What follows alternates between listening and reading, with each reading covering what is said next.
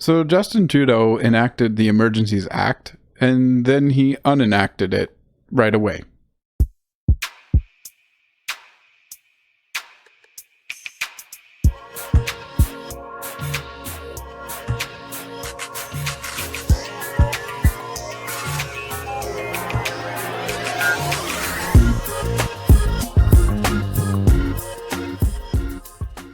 I enjoy politics.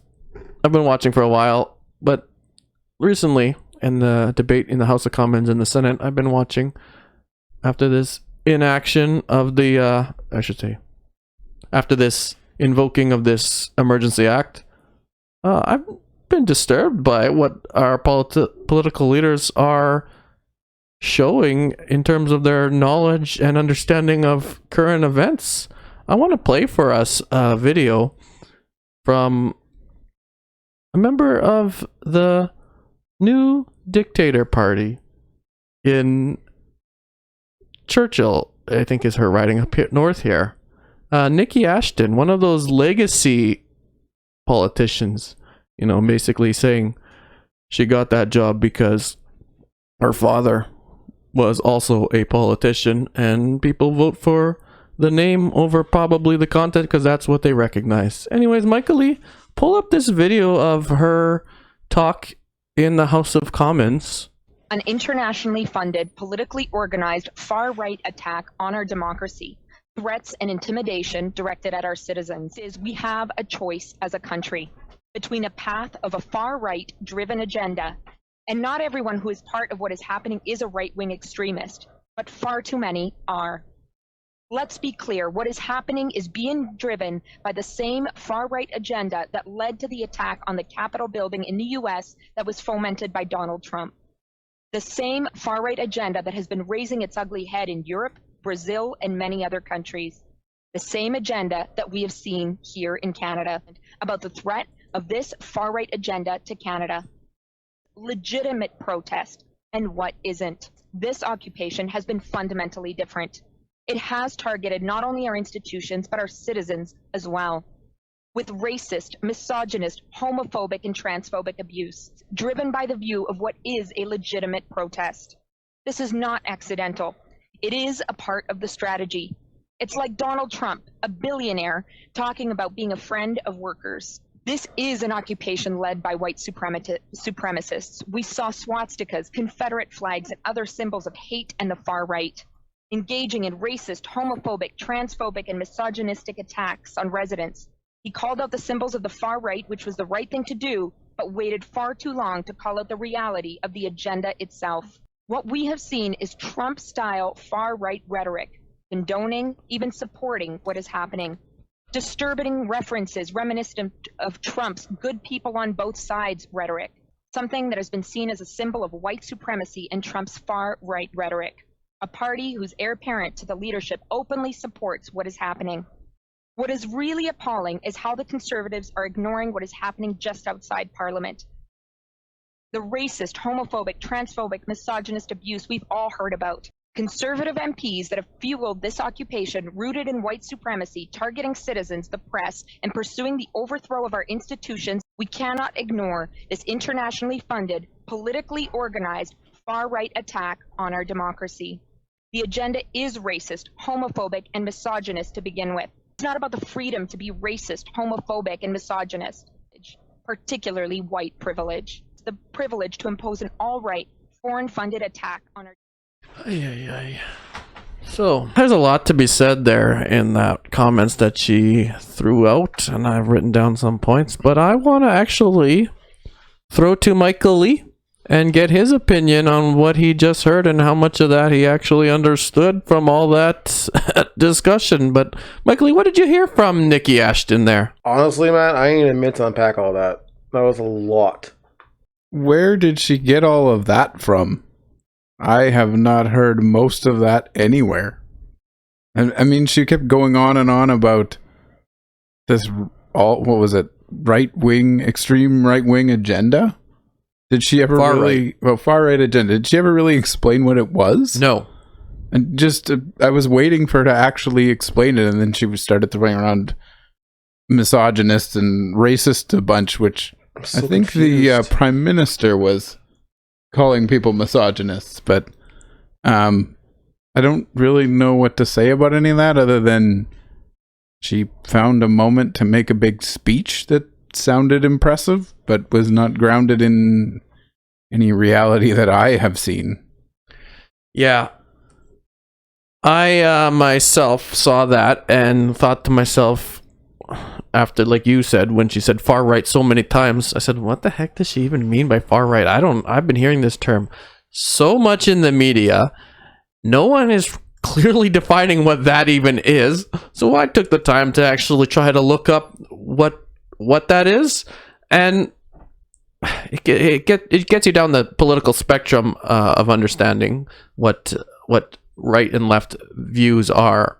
But so far, there is no clear answer to whatever the heck she was getting at. So I'm going to slowly unpack some of what was said here. The first point I want to talk about is, you guys, international funding for this movement.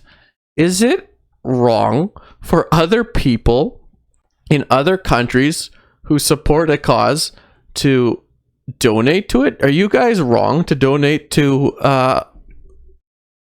any organization outside of our country? Are we talking about the trucker movement? I'm talking about specifically. I thought we were. That's what I'm thinking. I don't know. I'm so confused. Yeah. Well, first, that was the first movement, right? Do you guys think it was wrong to donate to the protest initially? Well, okay, so it's a fair question, and I have asked it myself, and the response that I usually get is something about the convoy and their leaders are actually terrorists, so anyone donating externally to it is funding terrorism in our country. And yes, I have been told that by multiple people. Well, that is an interesting concept, because I remember in the early days of terrorism in the new millennium here, you were actually able to donate to Hezbollah legally in Canada for many years, even though we know what that organization did in Israel and in those Middle Eastern countries. So the organization we learned about last discussion, Adam, what was that?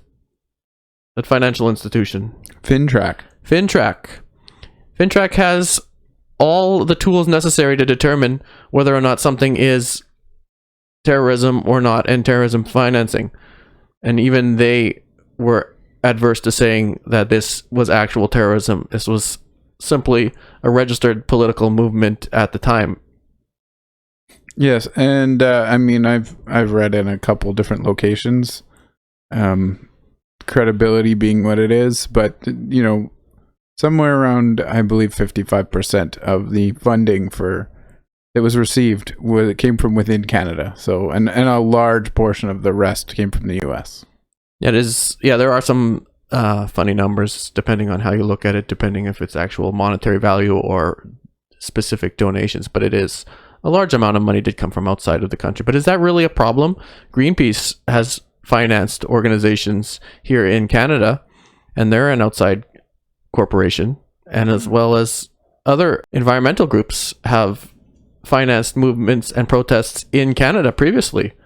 So why wasn't anybody calling that terrorism? Is this really terrorism or anything like she was saying?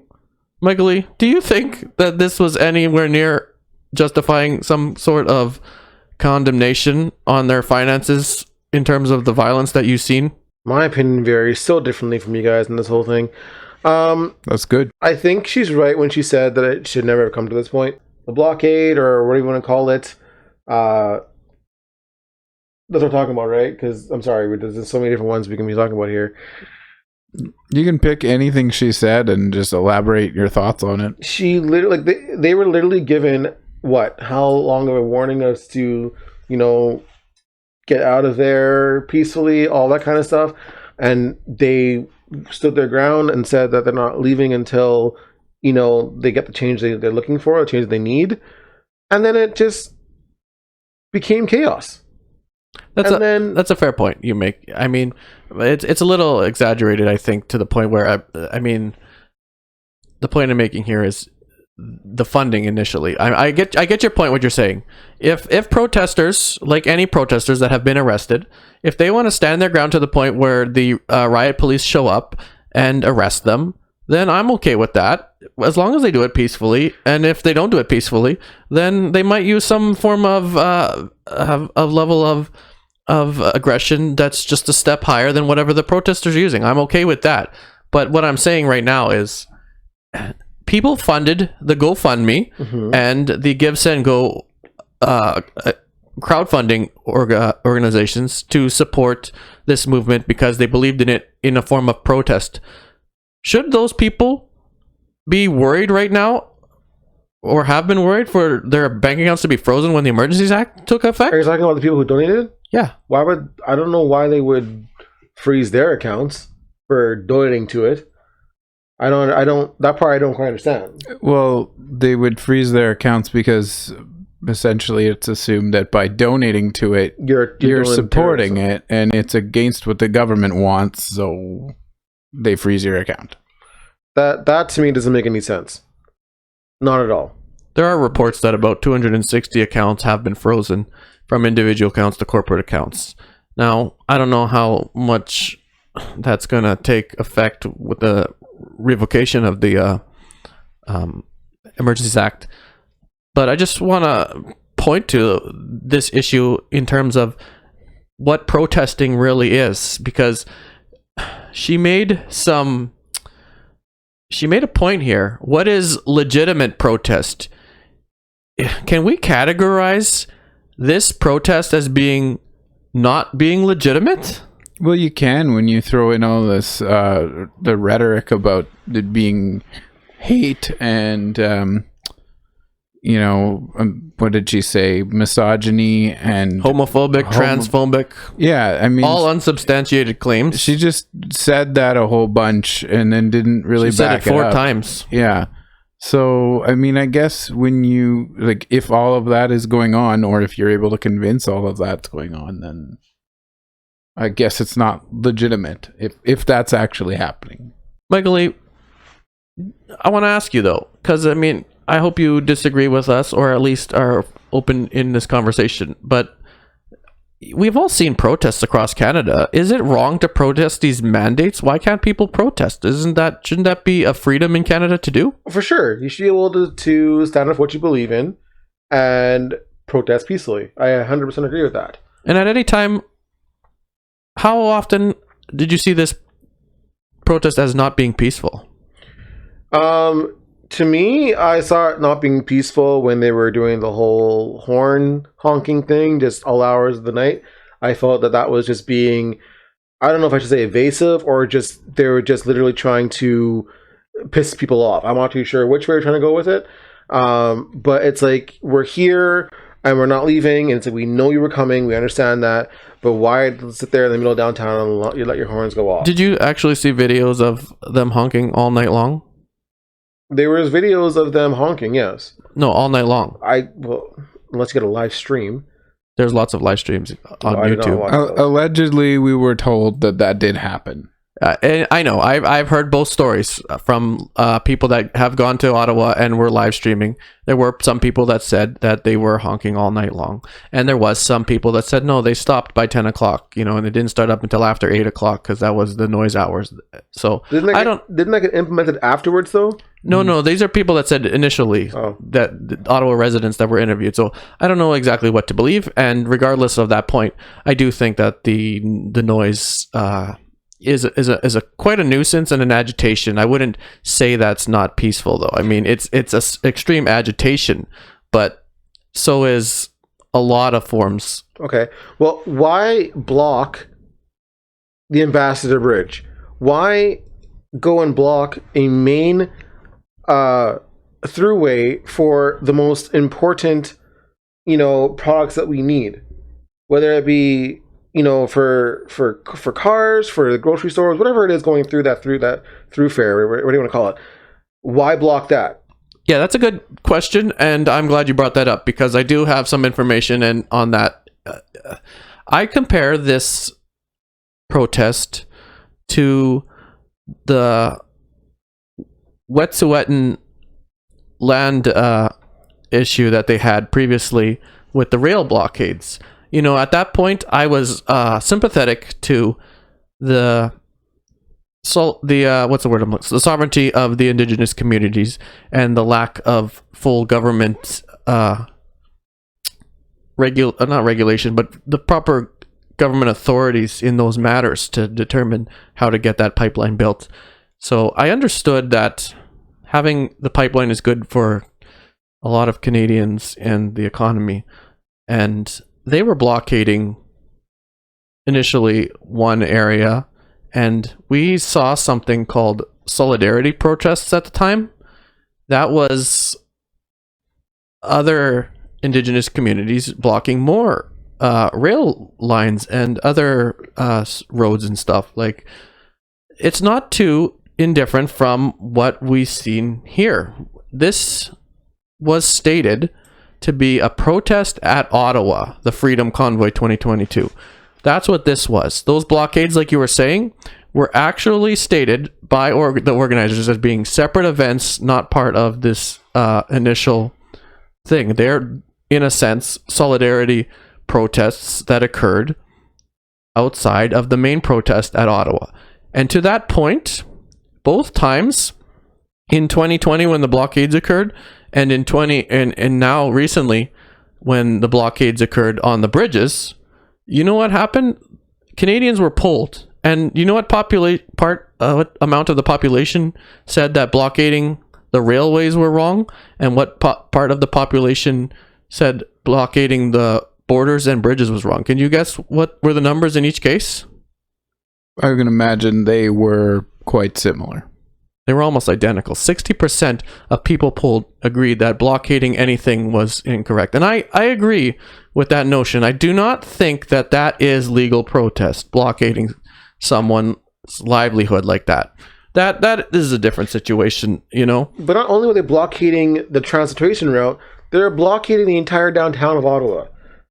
Like, I'm sorry, it's hard for me to feel sorry and to see your side of this whole thing when all you're doing is causing chaos in that city, in that spot, just to get your point across. But they were blocked. Yeah, you're right. And towards the end, they were trying to get all the trucks just to in front of the Parliament Hill, which I agree with more wholeheartedly, because we've seen recently anti-mandate protests occur outside of hospitals and stuff, and I don't really think that that was appropriate either. That was ridiculous. Yeah, you know what? The place to protest is in front of legislature buildings and in front of Parliament Hill, because they're the ones making the decisions, and that's the most appropriate place to protest, you know? What else are you going to do to get your point across? Just change your profile pic on Facebook and say I'm protesting? That's not effective. But, you know, it gets to the point, like, you're right. They could stop it, and they did. But what I'm asking is, how is this not legitimate? And you're saying don't blockade anything, and you're saying also don't take up space. So any protest is not allowed to take up public space. Is that what you're trying to tell me, Michael Lee? No, I'm saying that there's ways to handle this, and I don't think it was handled correctly. That's my view. That's my opinion. And how would you propose this protest to be more legitimate? You've seen picket lines. You've seen people do that before, right? Picket lines is different. Picket lines tends to be it is a protest, yes. But it's usually a protest against a specific organization, right? So they picket line an actual border of a company or something. So would it have been perhaps better if they just kept their protest to the space in front of Parliament Hill instead of spreading out as they did through much of downtown Ottawa? Yeah, I fully agree. Would you agree with that, Michael Lee? Yeah, 100%. Like we're saying, protest outside of the political spheres of the legislatures and the Parliament Hill. Again, like I said, like I think I said before in the last video, or in a video before that we recorded, where you're going to go downtown into Ottawa and cause chaos and hurt the business you're trying to save. What is the point? You're definitely not going to win people over to your cause that way. And they definitely would have benefited if they had made more effort to get people to see their viewpoint. But causing massive inconvenience to the general population, that's not going to help your cause. Like, those, and yeah, sorry, go ahead. I was just going to comment on the border blockades. That really, that exasperated food shortages, product shortages. People trying to move stuff around in a pandemic when it's already difficult. They didn't win themselves any sympathy there either. And then you hear about the one in Alberta where they had a bunch of ammunition and weapons. Like, all of that detracted heavily from the point that was trying to be made by the people in Ottawa.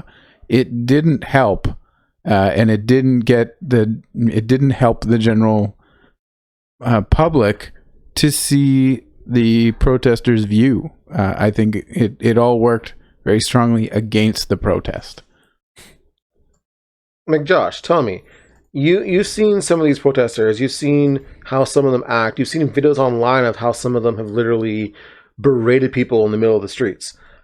If you're a small business owner in that particular sector and you hear this is coming across Canada, what are your thoughts? What are you doing? Yeah, that's a good point. But listen to the words you used. You said some of them. And I would like to know exactly how many of the people were actually doing that berating of. I have seen videos of a person who pushed a media person on camera, and I have seen and heard some stories from the live streamers. That's definitely inappropriate. These people are highly charged and emotional, but we definitely always need to look at individuals and the proportions of people's in protests and how they're acting. Because if you are to point to violent incidents in protests and straight out anger that you see, we need to look back at the protests I'm comparing this to on those Coastal GasLink pipeline. They were sabotaging trucks and pipelines violently. They just did that again, actually, to another Coastal GasLink just this month. So are we to delegitimize the claims of those Indigenous communities and how they want to govern their properties just because some of those protesters there were being violent rioters and vandals? I've seen a lot of people who discount entire protests and causes at large the moment that they can latch onto one or two extremely negative events that were performed by a small group of people. And then they just basically cast off the whole movement as, they're all being they're all being violent, or they're all being Nazis, or whatever is the thing to call people this week. And I think that's a problem, because in a lot of these movements, the vast majority of the people are there actually to support their cause. Whether they're informed or not is not what we're discussing. They have a belief. They're there to support that belief. And for the vast majority, they don't cause these other major issues. But these kinds of events and gatherings have in the past and will continue in the future to attract the few that want to perhaps go over and above what really is acceptable, whether it be harass people or attack people at the GasLink, Coastal GasLink, whatever it is. These people are always drawn to large scale protests like this, no matter what it is. And it's very often that we find our media focused on those events, and they use it to paint the entire and even if we don't find people that are drawn to it, because yes, there are agitators drawn to protests like that. It is a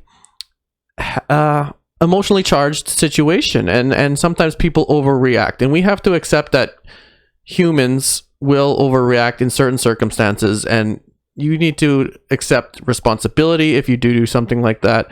But like you're saying, Adam, you are correct. We do need to not discount an entire movement based on specific agitators or emotionally charged individuals. How many people are discounting the BLM movement because of the violence that they had? They have a good point. There is a economic societal impact on a lot of black people, and it should be addressed. But unfortunately for the BLM movement, they were extremely violent, and tons of people are not listening to that movement, and that's simply wrong. But I want to move on to the point that Michael Lee may have been getting to. He might be trying to answer a question that I have, because we were hearing in the news that this was an occupation, and I disagree with that on the terms that the way I define occupation, in the sense that they try to be comparing it to, is the military definition of it, in which people occupy and control the entire area or country, whatever it is. But that's not exactly how I've seen this protest, in the sense that yes, they were physically occupying land. I understand that, okay? But what happened was they weren't in control of any governance. They were just being a nuisance, as sometimes protests are.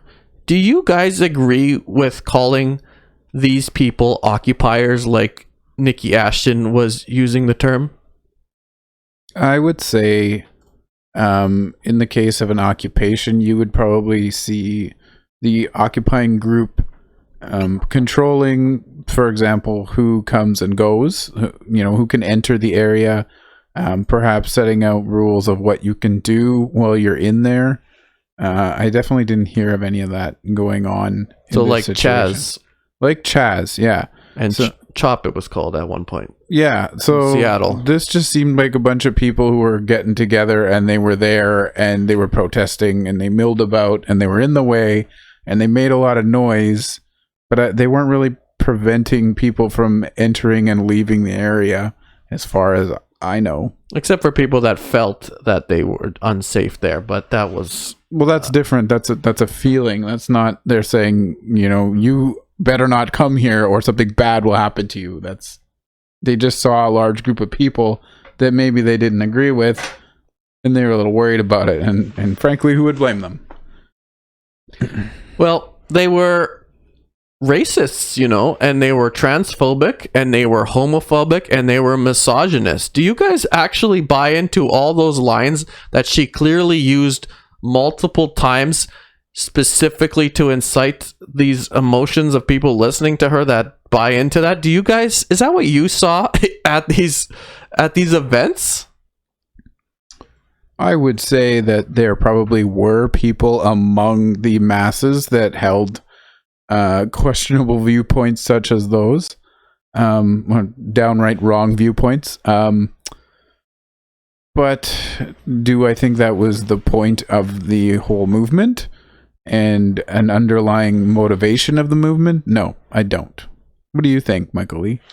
I agree with you that that was not the overall feeling I got from the protest, but there were some of them that were there that were, I think, looking for a platform, and that was the platform that they used. Yeah, that's what I did say early on when I was talking about this. There was people trying to use this movement as a platform for whatever issues and agendas they had.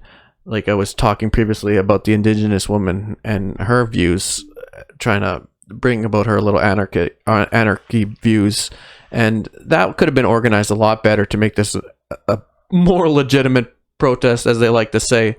But I don't think that using these terms with no solid evidence, just because we've seen a swastika flag, that was a bad choice by the protesters to allow any of that, even if it was supposed to be satirical, indicating their view of Trudeau.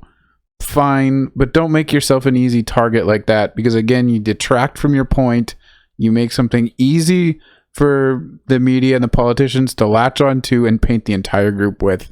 You just got to be smarter than that. I gotta say though, from what I've seen, it was a diverse group. You know, there was indigenous people there. There was a lot of Sikh and Punjabi people there. And obviously there's going to be a lot of white people there because Canada is like 70-something% white. But to use these words and say that they were homophobic and transphobic, there was absolutely no evidence of that.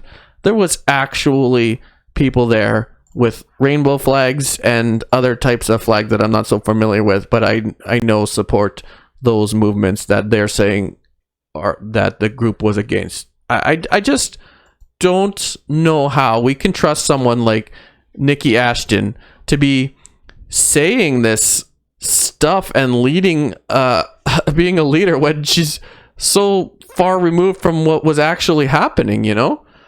I want to ask though, one thing that was brought up the most by Niki Ashton there was the far right movement. Are you guys anywhere near understanding what politicians on the left are saying when they say the far right agendas? She neglected to mention what she was actually talking about when it came to that. Michael, are you afraid of the far right movement? I'm not even sure what that means. Are you afraid of anybody who even has slightly right opinions? You don't care. No. As long as the opinions are legitimately listened to and discussed. Everybody's entitled to an opinion. That's just... Let me tell you my theory. People are saying far right because previous to this, what were people saying? Punch a Nazi and a fascist and all those kinds of things, right? That were historically on the right. But it lost the fear and the power it had behind it when you just simply called everybody a Nazi for no good reason. So it's a lot easier to call somebody far right, alluding to maybe that they're a Nazi. I think that is the intentions behind these people who say far right, rather than accepting legitimate arguments from people who are simply on the right and discussing actual facts. We just get people like our Prime Minister straight up calling people names and like this Niki Ashton based on no real fact saying ridiculousness. Do you guys think that this movement of calling people far right is actually a form of extremism in and of itself? I don't know if it's extremism. It's definitely an easy way to discount a large group of people with opinions that are different than your own. And yeah, you were talking about the Prime Minister there. That reminds me of when he was informing the one of the conservative MPs who was in fact Jewish that she stood with swastikas. He said that exact line to her. Yeah. And then ran out of the House of Commons when she asked for an apology. Yes, that's extremely disappointing. And I think that just becomes too prevalent and too easy when we have people just discounting alternate opinions as far right just because they might be slightly different than theirs. What is far right? Please comment down below and tell me what far right is, because right now it seems like an excuse. And was it wrong for right-wing governments to show some support for this protest initially? Like she pointed out that some provincial governments had done that. Is it wrong for governments to say their opinions? No. Yeah, no. They can have their opinions as well. I mean, they might politically not be great for their political future, but if they've got an opinion, they are just as welcome to share it as the rest of us. She said something else that has been creeping into our politics, and I can understand why, because we're so... She had an obsession with Donald Trump. And that is what I'm getting to. Yeah. Thank you for reading my mind. She was saying these Trump-style politics and politicians. What are Trump-style politics? If we're going to throw that term around a whole bunch. Good point. What is it? Good point there. And what she's saying at that point in her statement is she leads to that good people on both sides rhetoric, because we know about the history in the US with some white supremacist movements, something that we really don't have almost anything here of Canada. I won't say it doesn't exist. It exists. But we historically... It's fringe. Yeah, it is extremely fringe. We do not have that. And she was later, after making that Trump-style politics conversation point, she started to say that the protests were rooted in white supremacy. Yeah, you can't just make that claim without backing it up somehow. That is exactly my point. Do you guys see anything in the history of what happened in that protest in Ottawa as being white supremacist? It's, again, I go back to the idiots with Nazi flags. They made this too easy. Yes. If they didn't bring those stupid fucking flags, even still, she wouldn't be able to make this connection. That's 100%. true. That's true. But even still, you are criticizing an entire movement based off of one situation. Yeah, she's wrong, but they made it so easy for her to do this. That's true. But she's also wrong, then, we're saying. She's wrong, yeah. Because you do not judge a whole group of people based off of one incident and one person that shows up at a protest. No, you don't. And you have to know, if you're going to have a protest like this, you're going to have a few people that do stuff like that. It always happens. They latch onto it and use it for their own platform because they know there'll be cameras all over it. And look what's happening now. This was not about white supremacy at all, but we're sitting here having to talk about it, thus legitimizing it, thus performing the opposite of what she wanted. Because she made something up and then yapped about it for 10 minutes. And so what was this protest really about? Can you guys even say? Vaccine mandates. Trucker mandates. Yes. That's what it was all about. Mandate truckers. It was basically about all mandates. People were mandates. Manatees? They were about all mandates. Mandate manatees. And Canadians wanting the freedom to be able to choose. And she made that point initially in her statement, saying that mandates were at issue, and people agreed that that was what was being protests, but people across the country weren't doing it in a threatening manner. I just want to ask one last thing. Was this protest really all that threatening? I would say it was massively inconvenient. It was inconvenient on a massive scale. Threatening? I mean, a group of people that size is going to be intimidating to some people. That's just how it is.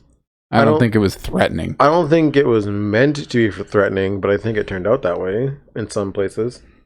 That's possible. Especially when the police force moved in the way they did, especially at the Ambassador Bridge, or even in Ottawa last week, when they started moving in on them, and how it became. And the protesters wanted to blame the police for that when they were given letters, my dude, before, saying that's true, what they should be doing and they should be leaving. And what did they do? Nothing. Ripped it up, got rid of them, whatever else, and then want to come blame the police afterwards for invoking what they invoked?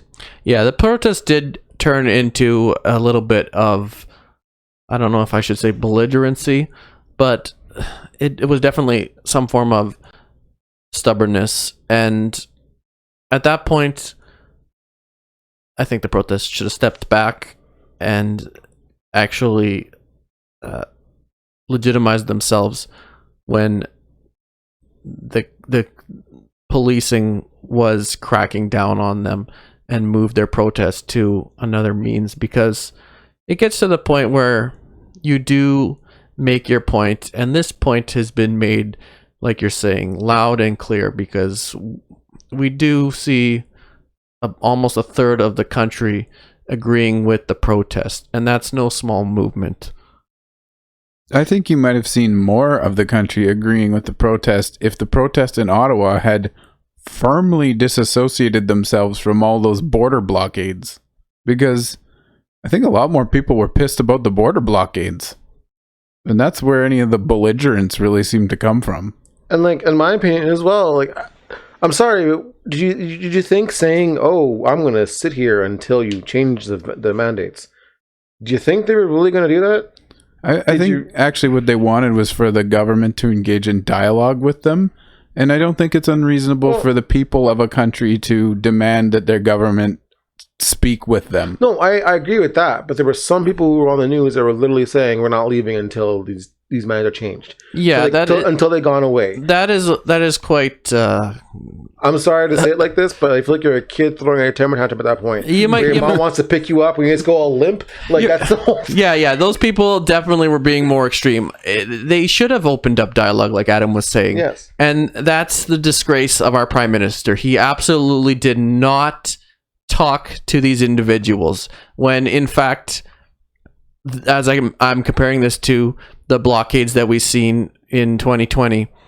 What did occur on the rail lines that were blocked from Toronto? $9 million a day was being lost by those blockades, and 1,500 CN workers were laid off temporarily, and as well as Via Rail workers and other people in shipyards and that. So it's quite similar to this protest where people were starting to lose their jobs, and like you're saying, they should have, as a protest, removed themselves from the other protests that were occurring at the borders and just been a protest at there. But they also should have, the Canadian government should have sent people to the protesters in Ottawa just to have a discussion. Yes, they were being a little bit, like you're saying, like children, saying that they're not going to move until they get their way. But with that being said, they should have talked to people at the protest. Yes. They definitely, like, so not only did the Prime Minister fail to communicate with the protesters, he failed the entire country, because when everyone back at home, not in Ottawa, wondering what the heck is going on here and what's going to happen next, are looking to the leader of the country to tell them what's going to happen and how this is going to be dealt with, he was nowhere to be found. And then he pops up and throws some insults around and baseless accusations, more divisive comments, and then he disappears again. This isn't leadership. You say that the protesters were acting childish, and they were. Let's be clear about that.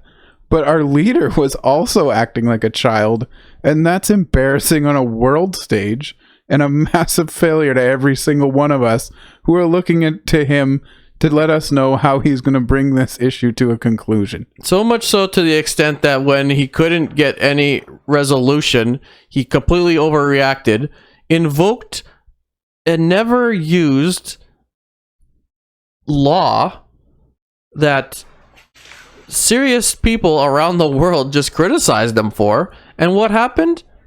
Was it necessary? It wasn't necessary in that Ambassador Bridge blockade that we talked about. Everything was resolved with the laws that we have, and the Emergency Act. What happened to it now today, you guys? It was revoked because, as the Prime Minister said, the laws we have right now are good enough to solve the issues. That's what he said, despite the fact that several days ago, when these MPs were debating this, they were saying that we need this in case something happens again, and the laws that we have on the books aren't good enough. It's complete hypocrisy and childishness. What's the word I'm looking for?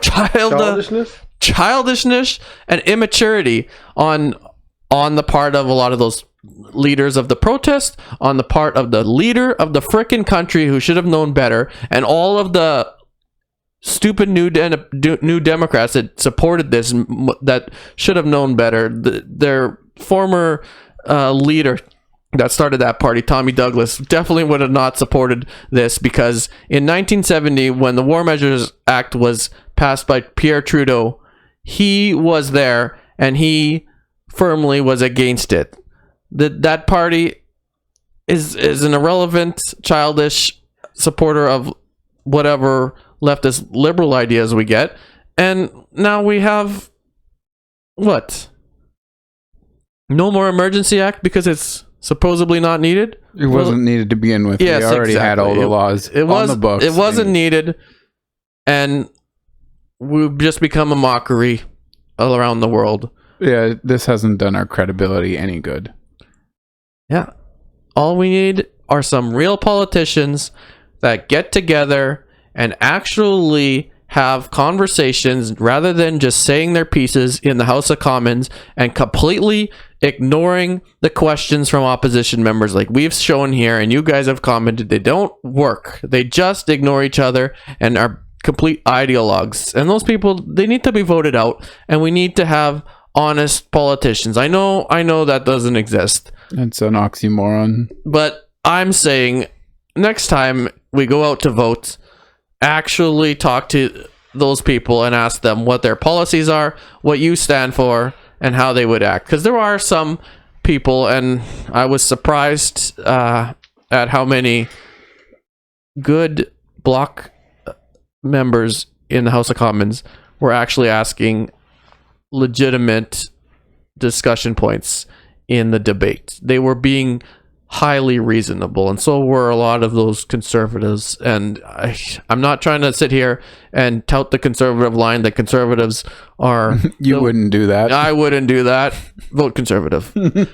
But I'm just saying, unfortunately, they are the ones that moved into the reasonable populist space to some extent, and the politicians we have on the left aren't even supporting leftist ideologies anymore. They're just supporting the leader in an authoritarian regime and not really following clear democracy and diversity like most Canadians want. People want discussion.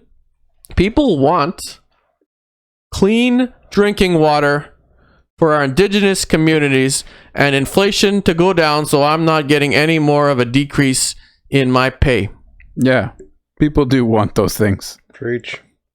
So maybe one of these days, these clowns in charge will figure that out and do something about that. But if they don't, you make sure to punish them with your vote next time you get the chance. Yes. And we'll be here on Leak Spec to criticize them. I hope you enjoy this show. Like, share, subscribe.